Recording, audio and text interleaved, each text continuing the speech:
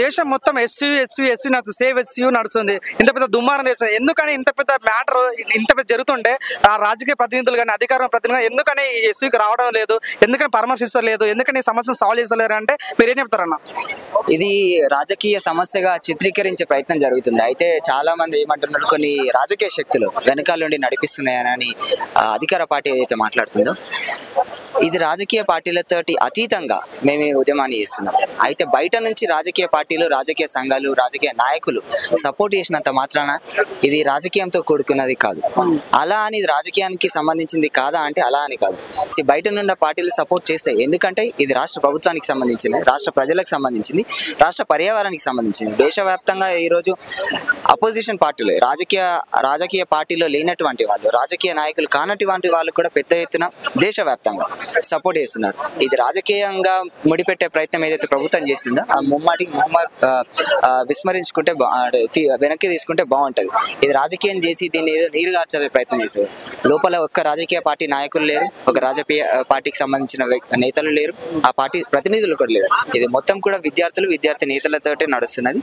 HCU విద్యార్థి విభాగం elected representative student union ఉంటుంది. ఆ స్టూడెంట్ యూనియన్ ఆధ్వర్యంలోనే ఈరోజు ఉద్యమాలు నడుస్తున్నాయి. లోపల వివిధ రాజకీయ పార్టీలకు సంబంధించిన వాళ్ళ విభాగాలు ఉంటాయి, కానీ ఈ ఉద్యమం మొత్తం కూడా elected representative student union representative ఆధ్వర్యంలో నడుస్తుంది. ఇది కలెక్టివ్ స్ట్రగుల్. ఇది కలెక్టివ్, ఒక పార్టీకి లేకపోతే ఒక విద్యార్థి సంఘానికి సంబంధించింది కానే కాదు. ఇది ఎంటైర్ విద్యార్థులకు, స్టూడెంట్స్ యూనియన్ కి సంబంధించిన ఇష్యూ. అన్న నిన్న కోర్టు స్టే ఇచ్చింది, అయినప్పుడు కూడా ఇంకా వర్క్ జరుగుతుందని చాలా మంది విద్యార్థులు మా ముందుకు చెప్పారు.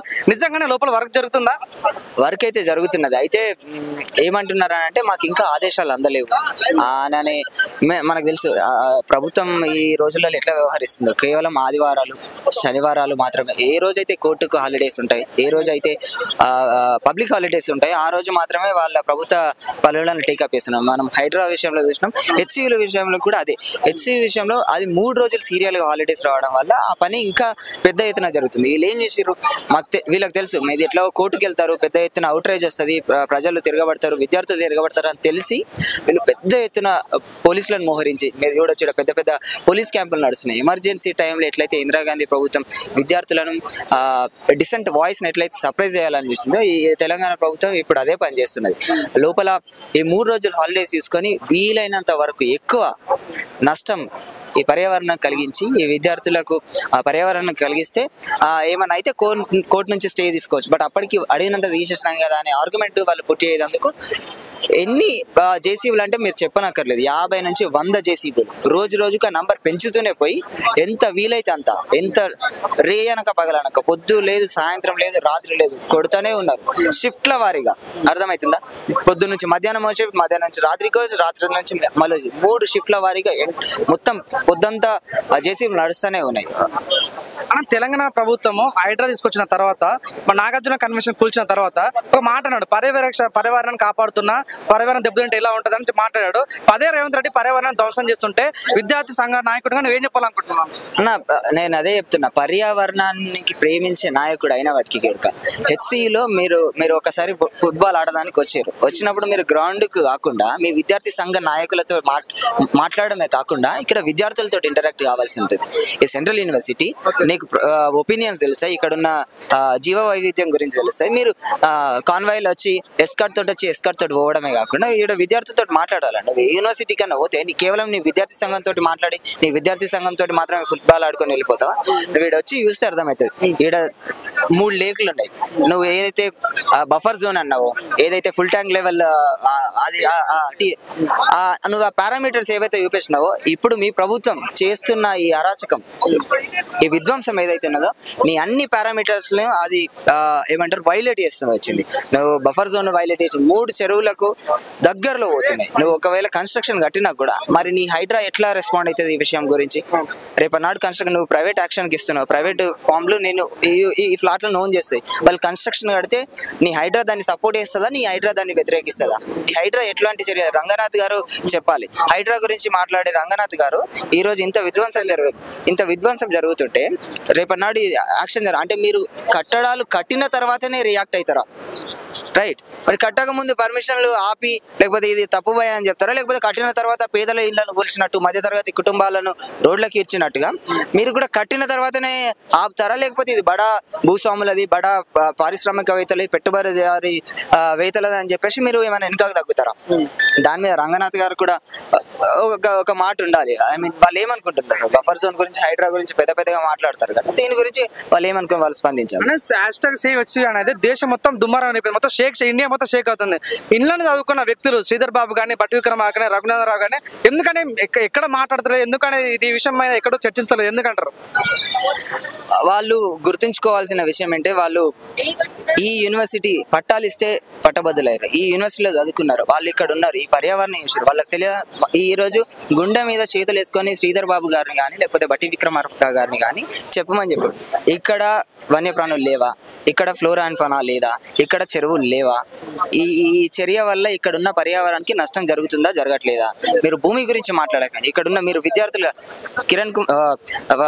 రేవంత్ రెడ్డి ఈ యూనివర్సిటీలో చదువుకోలేడు, ఆయన ఏ యూనివర్సిటీలో చదువుకున్నాడో ఎవరికి తెలియదు, ఈ యూనివర్సిటీలో చదువుకున్న విద్యార్థులుగా మేధావులుగా మీకు తెలవాలి. ఇది ముమ్మాటికి మీరు ప్రభుత్వంలో ఉన్నంత మాత్రం ప్రభుత్వం పాట పాడడంలో అర్థం ఉంది, కానీ మీరు ఆత్మవిమర్శన చేసుకోవాలి. ఇది నిజంగా ఇది కరెక్ట్ చర్యనా కాదని మీరు ఒకసారి గుర్తు చేసుకోవాలి. చదువుకున్న వాడికే చదువులో తెలుసు అన్నట్టుగా. సో మన ఇంత తెలంగాణ రాష్ట్రంలో ఎడ్యుకేషన్ మినిస్టర్ లేదు, అందుకోసం ఎడ్యుకేషన్ పట్ల ఈ రకమైన దాడులు జరగడం, ఈ రకమైన ఇబ్బంది పెట్టడం జరుగుతుంది అనుకోవచ్చా? ఎడ్యుకేషన్ ఒకటి లేదు, పర్యావరణానికి సంబంధించిన సోయి అంతకంటే లేదు. సో ఎడ్యుకేషన్ పక్కన పెడితే ఈ ఎడ్యుకేషన్ డిపార్ట్మెంట్ సెంట్రల్ గవర్నమెంట్ కిందకి వస్తుంది, ఇది సెంట్రల్ యూనివర్సిటీ. విద్యా వ్యవస్థ గురించి పక్కన పెడితే పర్యావరణం గురించి కూడా ఇంత కూడా సోయలేదు ప్రభుత్వానికి. విద్యా వ్యవస్థను ఇట్లాగో నీరు కాచి అది చాలా సిస్టమేటికల్ గా జరుగుతుంది. ఇట్స్ నాట్ లైక్ ఏదో ఫండ్స్ లేవనో లేకపోతే ఇన్ఫ్రాస్ట్రక్చర్ లేదనో లేకపోతే రిసోర్సెస్ లేవనో ఉపాధ్యాయులు లేరనో కాదు, ఆ విద్యా వ్యవస్థను ఎట్లా నీరు కాల్చాలో కాదు. బట్ పర్యావరణానికి వచ్చేసరికి చాలా ఇప్పుడు పర్యావరణం గురించి ప్రభుత్వం మాట్లాడుతుంది, అంతకుముందు అపోజిషన్ వెళ్ళినప్పుడు మీరు మాట్లాడారు రైట్. ఇప్పుడు ఈ దేనికి వచ్చేసరికి మీరు ఎందుకు సైలెంట్ అవుతున్నారు అని విద్యార్థులు అందరూ కూడా ప్రశ్నిస్తారు. నాయకులు కూడా ఒకసారి ఆత్మ పరిశీలన చేసుకుంటే బాగుంటుంది. అంటే నిజంగానే స్టూడెంట్స్ పైన దాడులు జరుగుతున్నాయి. నిన్న ఒక వీడియో చూసాము, అమ్మాయిలను కొడుతున్నారు, అబ్బాయిలను అయితే బోన్స్ వీడియోలో కొడుతున్నట్లు మనం చూస్తున్న వీడియోలు. నిజంగానే జెన్యున్ గా కొడుతున్నారు అంటారా? మీరు లోపల చూసారు కాబట్టి, మీడియా వాళ్ళు లోపల రాణిస్తలేరు కాబట్టి, సో మీరు లోపల 4 days ఉన్నారు కాబట్టి నిజంగా కొడుతున్నారా అన్న? ఒకవేళ కొట్టకపోతే, ఒకవేళ విద్యార్థుల పైన దాడులు గనుక జరగకపోతే గనుక మీడియాను అలో చేయండి, మీకు ఎందుకు భయం? గత ప్రభుత్వం మీడియాకు స్వేచ్ఛ లేదు, సివిల్ సొసైటీకి స్వేచ్ఛ లేదని చెప్పారు కదా, మీ ప్రభుత్వం అధికారంలోకి వచ్చింది. మీ ప్రభుత్వం అధికారంలోకి రావడానికి ఈ యూనివర్సిటీ ప్రొఫెసర్లు, మేధావులు, ప్రొఫెసర్ అలగోపాల్ లాంటి వాళ్ళు ఈ యూనివర్సిటీలో 20-25 సంవత్సరాలుగా పనిచేసినట్టు వాళ్ళు మీ ప్రభుత్వం రావడానికి, అంటే కాంగ్రెస్ ప్రభుత్వం రావడానికి ఎంత పనిచేసిరో సమాజానికి తెలుసు. ఆయననే బయటికి వచ్చి మీతో 2 గంటలు మీటింగ్ జరిపారు రేవంత్ రెడ్డి వాళ్ళ క్యాబినెట్ తోటి. మీరు ఎటువంటి సమాధానం ఇచ్చారు? మీరు చూస్తే గనక రేవంత్ రెడ్డి, కోదండరామ్ గారు ఇంకొక సీనియర్ జర్నలిస్ట్ తో కలిసి రేవంత్ రెడ్డి గారు ఒక ముఖాముఖి నిర్వహించారు. మీరు చూడండి, ABN లోనో ఎందులోనో టెలికాస్ట్ అయింది. అందులో వాళ్ళు అడిగిన క్వశ్చన్స్ మానవ హక్కులను హరించొద్దు, పర్యావరణ హక్కులను హరించొద్దు, విద్యార్థుల హక్కును హరించొద్దు అని మరీ నొక్కి చెప్పారు. దానికి కూడా మీరు ఓకే చెప్పారు. అధికారం రాకముందు ఒక మాట, అధికారం వచ్చాక ఒక మాట. ప్రొఫెసర్ అరగోపాల్ గారు పెద్ద ఆర్టికల్ రాశారు, నిన్న ప్రెస్ మీట్ కూడా జరిగింది. ఆయన చాలా స్పష్టంగా చెప్పింది, ఇది భూమి సమస్యగా చూడకండి, ఇది విద్యార్థుల సమస్యగా చూడండి, ఇది పర్యావరణానికి సంబంధించిందిగా చూడండి, హైదరాబాద్ ని కాపాడుకునే ప్రయత్నం చేద్దాం. ఇక్కడ ఉన్న విద్యార్థులు ఎవ్వరు కూడా majority of the students are from the other states, they are not belong to Telangana, they are not belong to Hyderabad. వాళ్ళు ఇంత పెద్ద ఎత్తున ఉద్యమాలు చేస్తున్నారంటే మీరు అర్థం చేసుకోవాలి, ఇది వాళ్ళ స్వలాభం కోసం, వాళ్ళ స్వార్థం కోసం మీలాగా చేస్తున్నది కాదు. వాళ్ళు జెన్యూన్ గా ఒక కాజ్ కోసం పోరాటం చేస్తున్నారు. అన్న ఉస్మానియా విద్యార్థులని అడ్డమే పనికోటలు అన్నాడు. ఇప్పుడు మన ఎస్యూవి అయితే ఇక్కడ ఏమి జంతువులు లేవు, నక్కలు లేవు, మొత్తం గుంట నక్కలు ఉన్నాయని నిన్న మన బటుక మార్కెట్ అయితే ఏ జనరేటర్ అని అంటారు కదా. అంటే ఎందుకంటే విద్యార్థుల పైన ఇంత పెట్టుకోవడం, ఎందుకంటే విద్యార్థుల చిన్న చూపారు రేవంత్ రెడ్డి గారిని అనుకోవచ్చా? విద్యార్థుల విలువ వాళ్ళకి తెలిసి ఉండదు. వాళ్ళ చరిత్ర కనుక చూస్తుంటే తెలంగాణ ఉద్యమం విద్యార్థులతోటే నడిచింది. విద్యార్థులు లేకపోతే ఈ తెలంగాణ రాష్ట్రం సాధనే జరగకపోతే లేకపోతుండే. వాళ్ళకి తెలుసు విద్యార్థులను ఎట్లా అణిచివేస్తే. సో విద్యార్థులు అంటే వాళ్ళకి భయం, బేసిక్గా విద్యార్థులు అంటే భయం కాబట్టే ఫస్ట్ విద్యార్థులను అణచడానికి ప్రయత్నం చేస్తాం. మా విద్యార్థి సంఘ నాయకులు మేమందరం ఏమనుకుంటున్నాం అంటే, ఈ యూనివర్సిటీలో ఇక్కడ భూములను లాక్కుంటే గనక వాళ్ళ ఓటు బ్యాంకుకి ఎటువంటి నష్టం జరగదు. ఎందుకంటే ఈ విద్యార్థులు ఎవరు కూడా, అంటే మెజారిటీ ఆఫ్ విద్యార్థులు ఎవరు కూడా తెలంగాణ రాష్ట్రానికి సంబంధించిన వాళ్ళు కాదు. వీళ్ళు వివిధ రాష్ట్రానికి దేశవ్యాప్తంగా ఉన్న విద్యార్థులు కాబట్టి ఈ ల్యాండ్ లాక్కుంటే గనక వాళ్ళ ఓటు బ్యాంకుకి ఎటువంటి తూట్లు పడాయని అర్థమయ్యే దీన్ని లాక్కునే ప్రయత్నం చేశారు. మనకు తెలుసు లగచర్లలో ఏం జరిగిందో, ఇతర ప్రాంతాలలో రైతుల భూములు లాక్కుంటే రైతులు ఏ విధంగా తిరగబడ్డారో మనకు తెలుసు, మనం చూసినాం. కానీ ఆ సంఘటన రావు, ఆ వ్యతిరేకత రాదని చెప్పి చాలా క్లియర్ గా ఈ భూమిని లాక్కునే ప్రయత్నం చేశారు.